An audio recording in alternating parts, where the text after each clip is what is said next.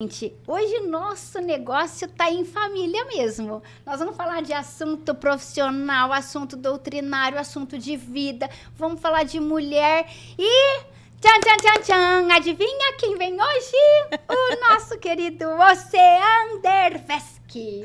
Podem enviar perguntas à vontade. À vontade, manda, porque manda. o que ele faz como palestrante, né? Divulgador. Ele comenta livros e traz aí obras, mas ninguém sabe da vida dele, né, Carlinhos?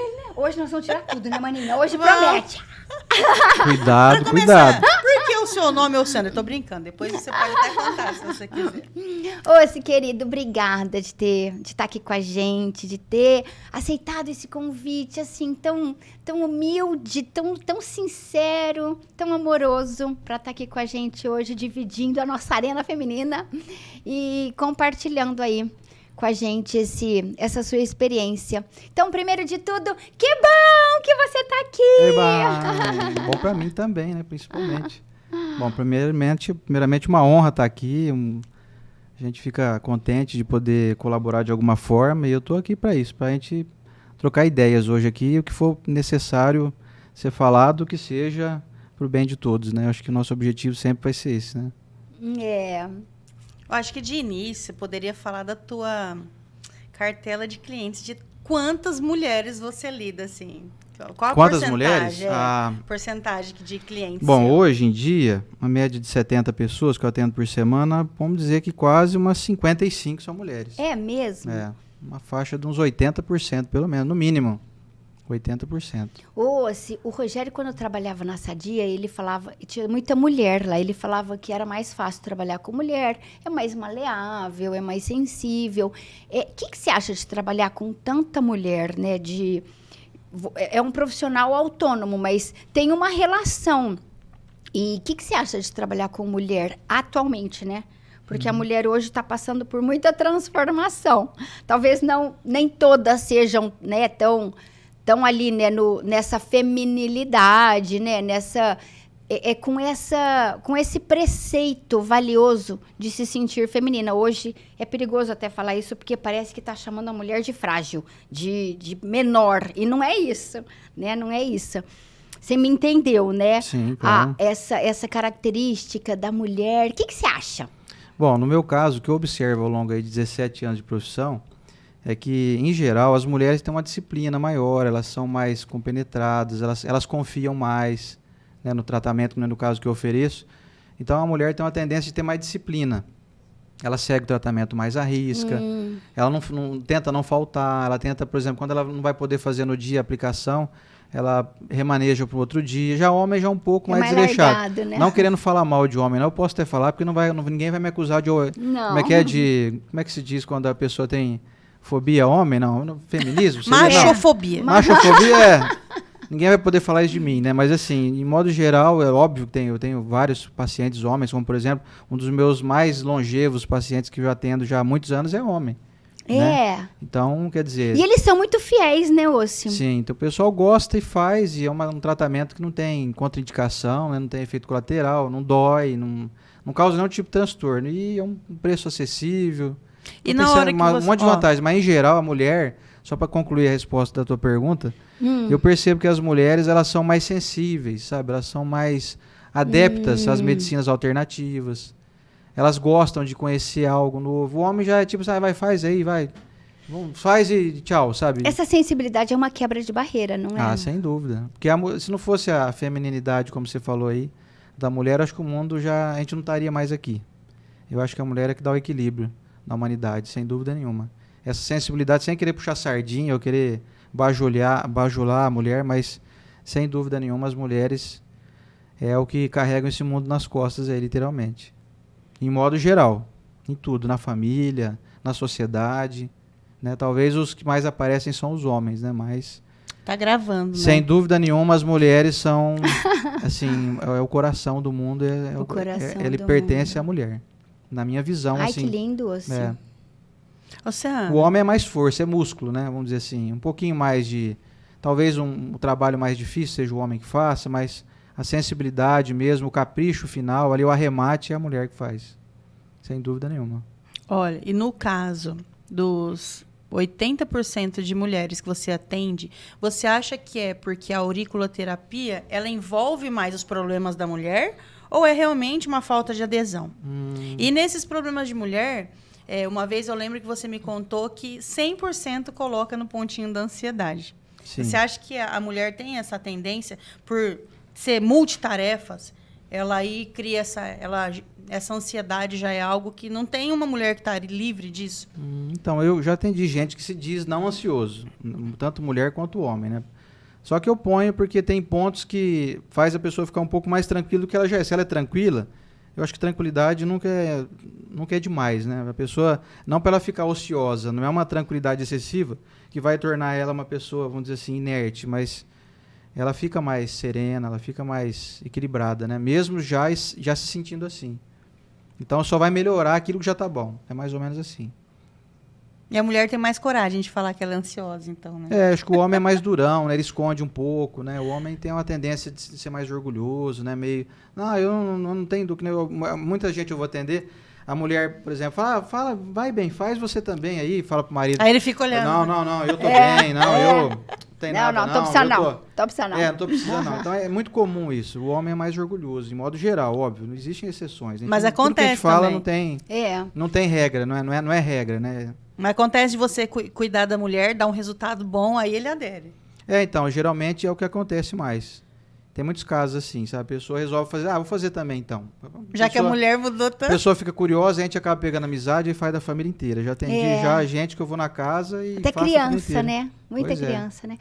Se fala um pouco do que é a auriculoterapia para quem, né, não conhece. E é importante levar isso, porque quem não conhece ou já ouviu falar distante não tem ideia do resultado, né, psicofísico que é, né? Então, a auriculoterapia, como a acupuntura, ela é uma técnica chinesa que já tem 5.000 anos. Então, ninguém sabe exatamente como foi que ela surgiu. Mas os rumores, porque você imagina, 3.000 anos antes de Cristo, já é algo muito complicado, né? De ter algum tipo de notícia clara, né? Você vê, nem das pirâmides, como é que foram feitas, ninguém sabe, ninguém tem ideia. Verdade. A gente tem mais ou menos 4.000 anos, que ainda é um pouco mais jovem as pirâmides do que essa técnica. Então, assim, basicamente, os chineses descobriram que na palma das mãos, na sola dos pés e na orelha, nós temos, vamos dizer assim, circuitos nervosos que ligam com todos os órgãos do corpo. Agora, exatamente como foi que descobriram, a gente não sabe, ninguém sabe isso, né? Mas data-se de 5.000 anos. Então, consiste no seguinte sentido. Na orelha, nós temos ligações nervosas com todos os órgãos. Então, por exemplo, aqui a câmera está filmando minha orelha direita, né? Então, por exemplo, aqui a gente observa que a orelha, até usando minha orelha como exemplo aqui, ela tem um formato de um feto de cabeça para baixo. Você vê que aqui a cabeça... É mesmo! Se você for ver aqui, onde eu estou com o dedo, vamos dizer assim, é a cabeça, aqui nessa região é a coluna, dentro os órgãos internos, né, os órgãos, no caso, as vísceras, né, os órgãos abdominais, tem os órgãos também torácicos, como coração e pulmões, né? Aqui tem os membros inferiores, e membros superiores também, braços e tal. E essa região aqui é uma região ligada à parte emocional, aqui na pontinha, e aqui dentro tem pontos de ordem uterina, no caso da mulher, né, no homem, na produção de testosterona, etc. Então, na orelha, você consegue trabalhar todos os pontos do organismo inteiro. Então, se a pessoa, por exemplo, tem alguma dor na coluna, a gente usa essa região aqui, coluna lombar, coluna torácica, coluna cervical, que é mais aqui, mais próximo onde é a cabeça, né? Então, essa técnica traz aí inúmeras vantagens. Primeiro que ela não tem efeito colateral. Pode fazer em qualquer pessoa. Ela não tem contraindicação, ou seja, não tem quem não possa fazer. A não ser que a pessoa não tiver a orelha, né? No caso da acupuntura auricular, se a pessoa sofreu um acidente, não tem a orelha, não tem como fazer. Até hoje nunca peguei um caso assim. Mas eu já fiz em gente que tem a orelha às vezes mutilada por queimadura, às vezes um acidente que a pessoa cortou o pedaço da orelha, então a gente faz. Mas falta o pedaço, às vezes, daquele órgão. Se decepou esse lóbulo aqui, já fica difícil tratar a parte da língua, a parte dos dentes, a parte aqui do cérebro, né? Tem um caso que eu queria contar, muito interessante, Carlinha. Chegou uma amiga nossa falando para ele que ela estava com dificuldade de dormir, então ela dormia prendendo o maxilar e as mãos. Aí eu falei, não, né? eu tenho ponto, tal, vamos colocar. Quando ele foi colocar, ela tinha colocado um piercing. Ela furou o ponto.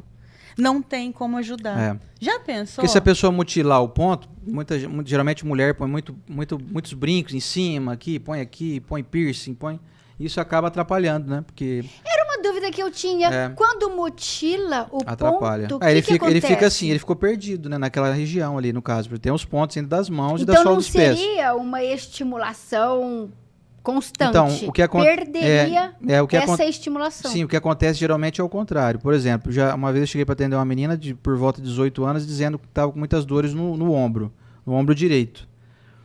Aí eu já olhei na orelha dela, vi que ela tinha colocado um brinco bem aqui na região do ombro, onde eu tô aqui, tá vendo? Na ponta do meu dedo aqui, ó. Aí eu, curiosamente, antes de falar para ela isso, eu perguntei assim, quanto tempo faz você tá com essa dor no ombro? Faz uns 3 meses. Ok. Quanto tempo faz que você colocou esse brinco ali? Ela falou, faz uns 3 meses. Ela colocou a dor no ombro dela. Então é o problema desse brinco. Gente. Mas esse aqui, que é o tradicionalzinho nosso, não tem problema. Não, esse da daí, carninha aqui. Dependendo se for bem no meio aqui do lóbulo, ele pega o ponto do olho. Então muita gente às vezes desenvolve problemas ao longo da vida oculares por conta... Agora, quando é furado um pouquinho mais para baixo, de bem no meio aqui, não tem problema nenhum. Depois eu posso divulgar o mapinha para todo mundo ver aí, auricular, onde legal. não deve se furar, né? Porque aqui tem um ponto da língua em cima e tem um ponto do olho. Bem no lóbulo, bem no meio do lóbulo aqui. Então, quando vai furar a orelhinha de nenê, eles medem. Será que é isso Sim, que eles deve medem? ser, O deve da ser, Carla bem tá provável. certinho, O da Carla tá certo. O teu tá um pouquinho meio. para baixo de onde seria o ponto do olho. Sem problemas na visão, amiga. Que Você vai enxergar tudo agora. Nossa, que fantástico isso, Ossi. Ô, Sandra, mas conta pra gente uma coisa que é muito legal. Você começou a fazer a auriculoterapia, você fez o curso depois da fisioterapia, no qual ajuda muito, porque você estuda a fisiologia, né? Sim. Eu vou fazer acupuntura. Legal, a pessoa, né, precisa estudar. Mas por quê? Você já acreditava na técnica? Como que foi? Não acreditava. Foi interessante. Eu me formei em 2005 na faculdade. E aí, um dos formandos junto comigo era um amigo meu, o seu Napoleão, inclusive, ele é mestre de acupuntura, já há 20 anos. Então, antes mesmo dele se formar em fisioterapia, ele já era mestre de acupuntura, shiatsu e tal. Um abraço até para ele aí. E logo que a gente se formou, ficamos, vamos dizer assim, ociosos no período noturno, quer dizer, ele falou assim, ô Sandra, vamos fazer um curso comigo de auriculoterapia, de acupuntura auricular. Na época ainda eu fiz o curso com agulhas e tal. Aí eu falei, Napoleão, vou falar a verdade pra você, eu não tô afim, não. Você não acreditava? Eu não acredito muito nisso, que eu acho que tem um pouco de efeito placebo, sabe? Uma autossugestão, a pessoa fica assim, sugestionada, né? Porque, então já que eu tô fazendo aqui, então eu vou melhorar. E eu pensei, com esse efeito positivista, essa técnica mental de acreditar que aquilo vai funcionar, então era o que acontecia. Eu achava que tinha algum êxito por conta de um efeito placebo.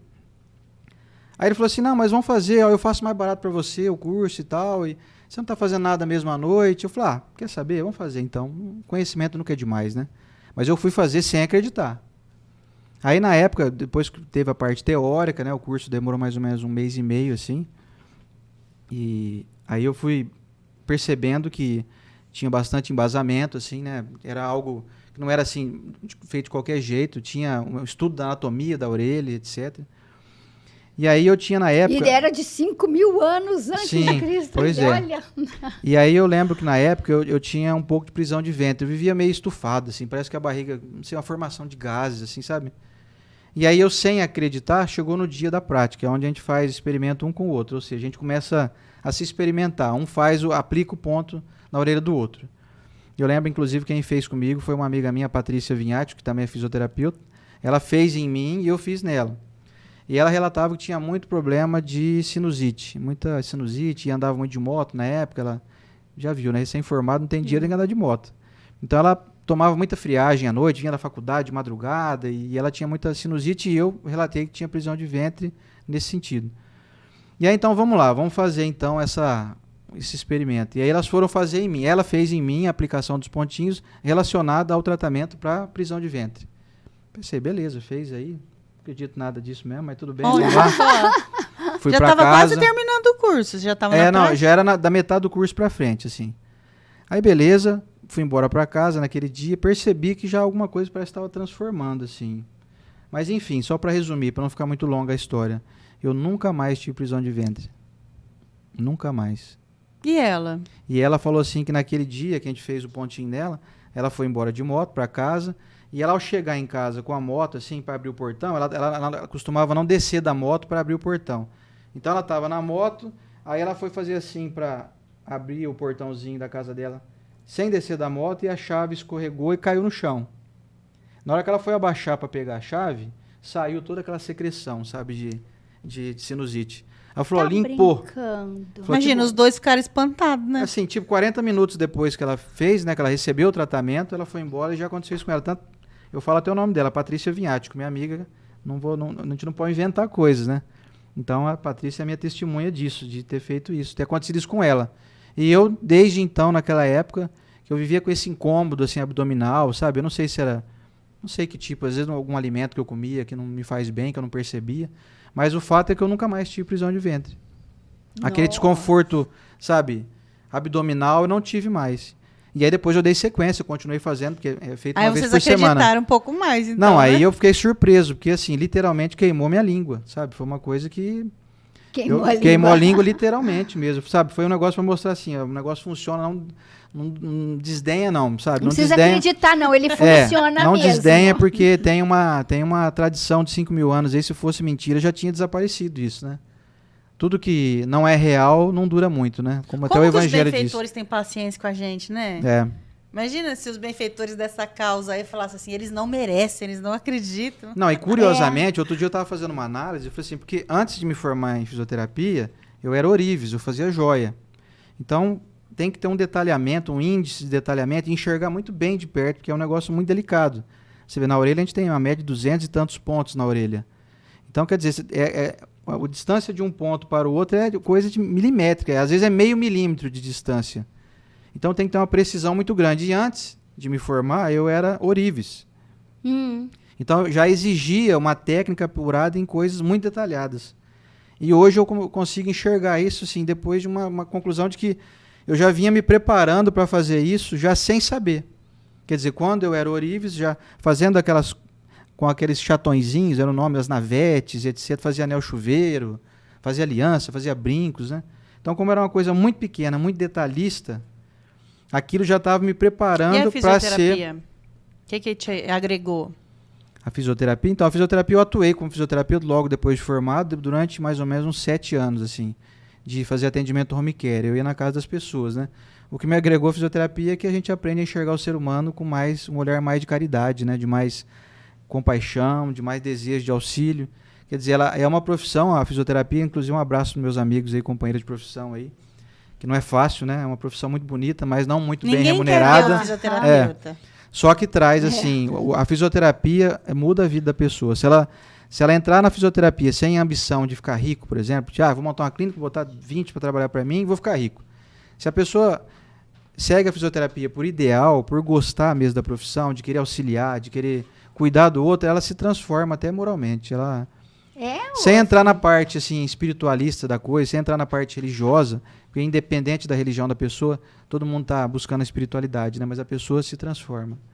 Você vai atender alguém com uma dor, com uma dificuldade. É muito sensibilizante, a gente se compadece, né? Você vai tocar no outro. É verdade. E o toque é terapêutico, né? Você toca nas pessoas, você tem que abrir mão. Quem tem resistência em toque, não pode ser fisioterapeuta. Você tem que ser alguém, como a gente brincava muito antigamente, né? Você tem que ser dado, né? Você lembra que você falava de mim, né? Fala que você é dado, mas nesse sentido, dado. né? É porque é gostoso você tocar nas pessoas, né? Você criar laços de afeto, né? E a fisioterapia... Sem nenhuma segunda intenção por trás, né? Vamos dizer assim. A fisioterapia te ajudou também na acupuntura. A fisioterapia ajudou porque o que eu estudei de fisiologia, anatomia, faz com que eu tenha vamos dizer assim, a gente desenvolve uma visão meio que de raio-x. Você tem que tentar identificar. Por exemplo, a pessoa fala que está com uma dor na perna. Eu tenho uma dor aqui na minha canela e tal. Então a gente tem que enxergar assim, por que será que tem essa dor aí? Não, a pessoa vai pôr no da canela. Senão a pessoa vai lá e põe o ponto da canela. Pronto, o ponto da canela é ali, ó. Pronto, põe. Simples assim. E mas o que não pode ser? Então o que pode estar causando isso? Pode ser uma má circulação. Mas a pessoa não está fazendo alongamento corretamente, não faz não faz uma atividade física. Então a gente tem que enxergar coisas que os outros não enxergam. Nada é tão óbvio assim. O corpo humano não é assim. Às vezes você tem problemas, por exemplo, de memória por questões das glândulas suprarrenais, que não trabalham direito, que produzem hormônios que ajudam no processo de memória. Tem pessoa, por exemplo, que é mal-humorada, ela vive relatando que ela está sempre irritada, tudo irrita ela e tal. A pessoa tem desequilíbrio hepático, né? Desequilíbrio no fígado. Então já vamos tratar do fígado dela, sabe? Então não adianta tratar a parte só emocional. Então vou pôr nos pontos aqui do cérebro, vai? Para o cérebro dela ficar equilibrado, não.